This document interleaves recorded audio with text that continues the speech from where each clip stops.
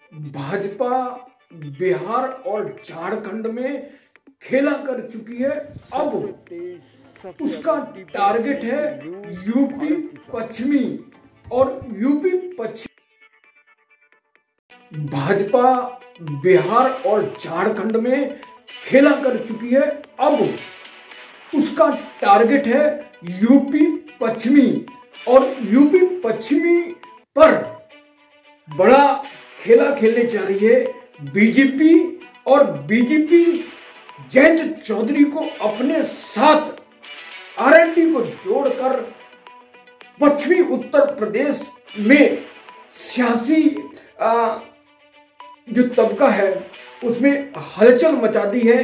जो जिस तरह कल पीएम मोदी ने जयंत चौधरी को जाट समाज को अपने साथ जोड़ने के लिए पूर्व मुख्य प्रधानमंत्री चौधरी चरण सिंह को भारत रत्न से नवाजा था, तो भारतीय जनता पार्टी इस बार पश्चिमी उत्तर प्रदेश की 10-12 सीटों पर कमल खिलाने के जुगत में है और वह आरएलडी को अपने साथ लेने के साथ साथ जो जाट तबका है उस जाट तबका को अपने साथ कनेक्ट करने के लिए और आरएलडी को अपने साथ ला रही। जहां एक तरफ भारतीय जनता पार्टी के केंद्रीय मंत्री संजीव बालियान, सत्यपाल मलिक, बागपत सांसद और भाजपा यूपी प्रदेश अध्यक्ष भूपेंद्र चौधरी के रहते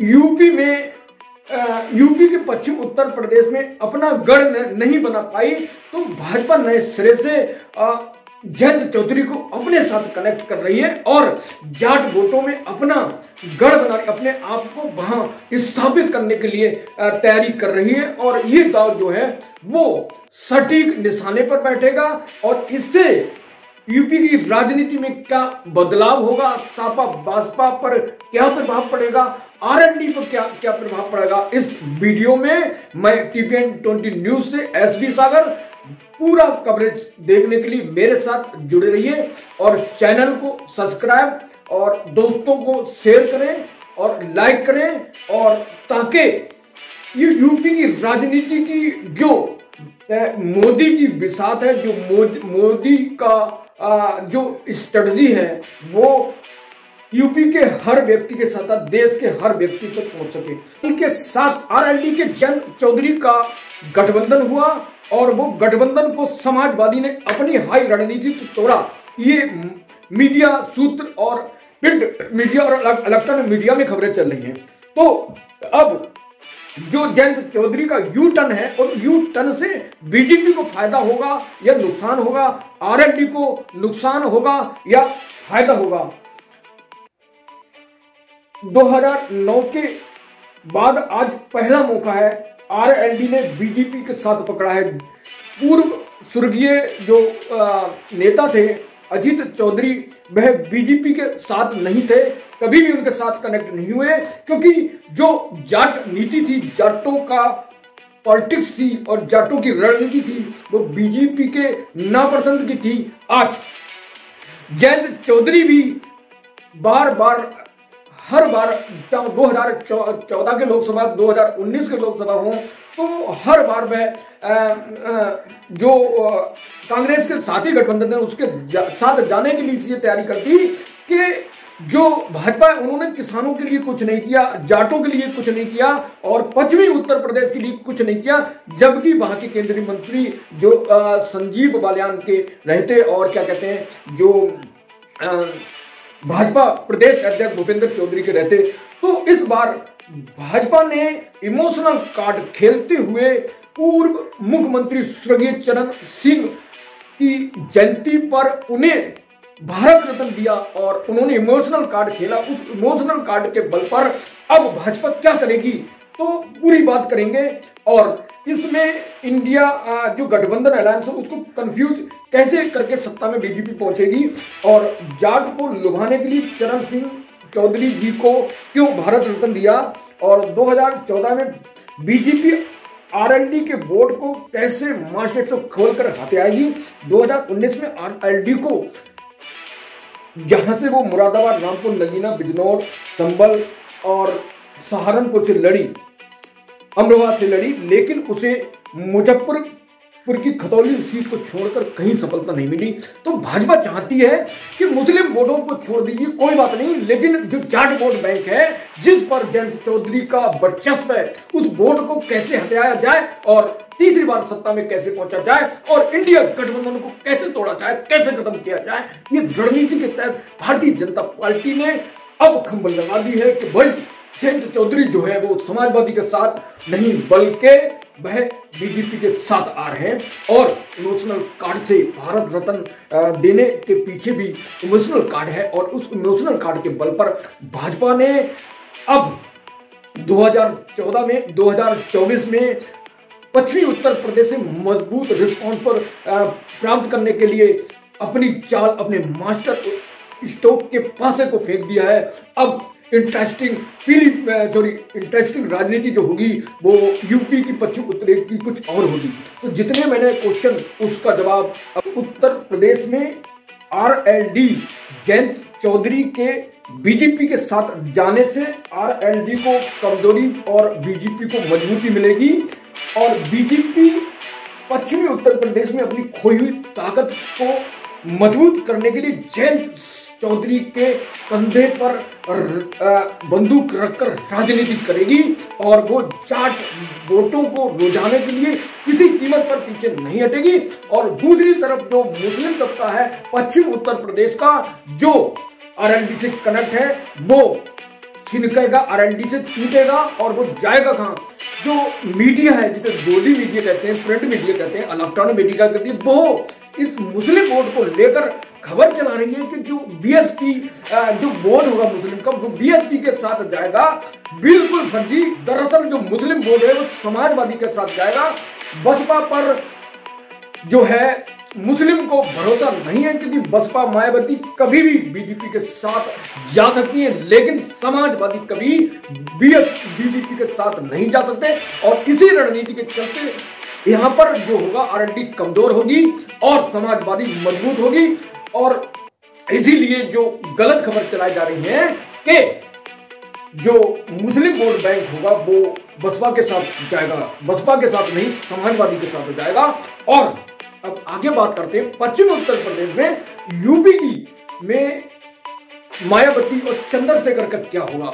और यहां पर भी जो पश्चिमी उत्तर प्रदेश का दलित वोट बैंक है, उस दलित वोट बैंक को ध्रुवीकरण करने के लिए बीजेपी ने दोनों को एक पार्टी के रहते दूसरी पार्टी को बैकडोर से स्थापित कराया और दोनों को महायुद्ध कराकर जो कहते हैं फूट डालो राज करो की रणनीति चली। और दोनों जो आम पार्टी है, चंद्रशेखर है और दूसरे मायावती, इन दोनों का ध्रुवीकरण हुआ और दोनों कमजोर हुए और दोनों को नुकसान होगा, क्योंकि भाजपा को भी जो वोट उसे नहीं मिलता है वो वोट की जरूरत नहीं है, चाहे वो मुसलमान हो या जो एससी वोट बैंक है जो मायावती से मजबूती से कनेक्ट है, जो जाटव वोट बैंक है। इसके अलावा जो अन्य जाति है वो सिर्फ भाजपा का वोट बैंक है, लेकिन जाटव वोट बैंक मजबूती के साथ मायावती के साथ था। जब चंद्रशेखर आजाद राजनीति में आए तो वो 1/2 हुआ, ध्रुवीकरण हुआ, तो दोनों को तोड़ने के काम करने से भाजपा को फायदा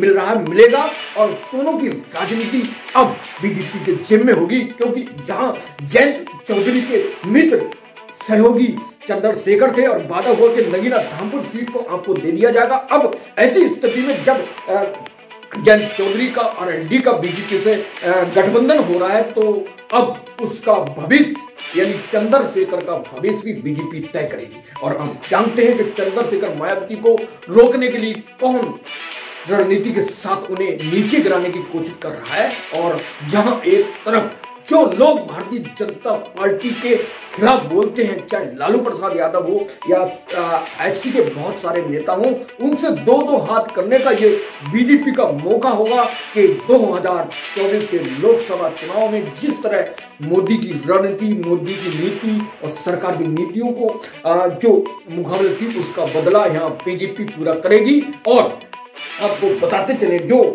मैंने बताया कि पश्चिम उत्तर प्रदेश के केंद्रीय मंत्री धाकड़ नेता बीजेपी के डॉक्टर संजीव बालियान और जो बीजेपी प्रदेश अध्यक्ष भूपेंद्र चौधरी हैं और बागपत सांसद सत्यमोहन मलिक के इनके रहते बीजेपी जाट समुदाय पर काबिज नहीं होती, जाट समाज को अपने साथ पूरी तरह रोजा नहीं सकी, मतलब अपने साथ जोड़ नहीं सकी। तो अब ऐसी स्थिति में जो भाजपा है जयंत चौधरी को अपने साथ इसलिए लाई है क्योंकि पश्चिम उत्तर प्रदेश में एक सर्वे में भाजपा ने ये जान लिया है कि जयंत चौधरी का वर्चस्व है वो पश्चिम उत्तर प्रदेश में, तो उस बोर्ड को वो अपने साथ कनेक्ट करने के लिए जयंत चौधरी को अपने साथ कनेक्ट कर चुकी है और इन जो 3 नेता इन्हें रोकेगी, इन्हें डिमोशन करेगी ताकि मैं जयंत चौधरी को आगे ले जाया जा सके। इसी रणनीति के तहत भारतीय जनता पार्टी ने राजस्थान में और जो राजस्थान और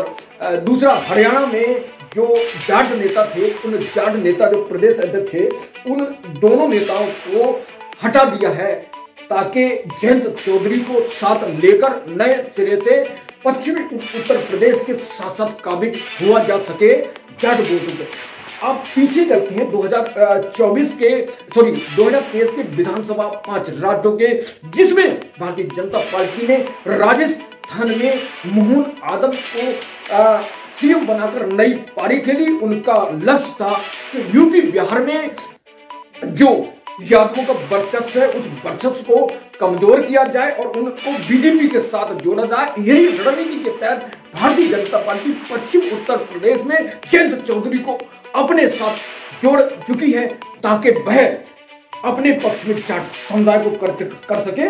तो अब ऐसी स्थिति में अगर जयंत चौधरी बीजेपी के साथ जाते हैं तो जयंत चौधरी की पार्टी हर हाल में कमजोर होगी और आगामी विधानसभा चुनाव में यूपी के आरएलडी लगातार सोबरा साफ होगा और बीजेपी 70% रफ्तार के साथ मजबूत होगी। तो ये सारे आंकड़े हैं पश्चिमी यूपी की राजनीति को, प्रदेश को बदलने वाले। पहला जो मैंने कहा था कि जयंत चौधरी को बीजेपी में लाने से क्या फायदे, बीजेपी मजबूत होगी, जयंत चौधरी आरएलडी कमजोर होंगे और 2019 के बाद जो वोट बैंक तो है जाट का, मानता उसकी बात है, लेकिन किसी कारण वो छिनक जाता है, वो छापा बसपा में चला जाता है और कांग्रेस में चला जाता है। उन सबको डैमेज कंट्रोल को रोकने को नरेंद्र मोदी ने जयंत चौधरी के रास्ते जो जाट वोट पे काबिज करने की तैयारी की है और तीसरी बार सत्ता में पहुंचने की तैयारी। मोदी का ये लक्ष्य निश्चित पूरा होगा जिस लक्ष्य के साथ नरेंद्र मोदी अपनी रणनीति के साथ पश्चिम उत्तर प्रदेश में आगे बढ़ रहे हैं। तो जाट को लुभाने के लिए आरएलडी का साथ लिया, चौधरी चरण सिंह को भारत रत्न देकर अपने पक्ष में एक इमोशनल कार्ड खेला।